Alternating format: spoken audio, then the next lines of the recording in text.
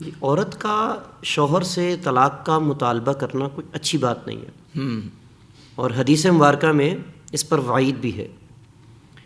حضور اکرم صلی اللہ علیہ وآلہ وسلم نے ارشاد فرمایا، جو عورت اپنے خاوند سے طلاق کا مطالبہ کرتی ہے اللہ تعالیٰ اس کو جنت کی خوشبو سے محروم کر دیتا ہے۔ اللہ اکبر، اللہ اکبر۔ تو عورت کا مطالبہ کرنا کہ مجھے طلاق دو، مجھے ابھی طلاق چاہیے، چھوٹی چھوٹی باتوں پر، تو یہاں پر میں یہ عرض کروں گا کہ جب نکاح ہوتا ہے تو اس وقت مرد بھی کہتا ہے قبول ہے، قبول ہے، قبول ہے، عورت بھی کہتی ہے قبول ہے، قبول ہے، قبول ہے۔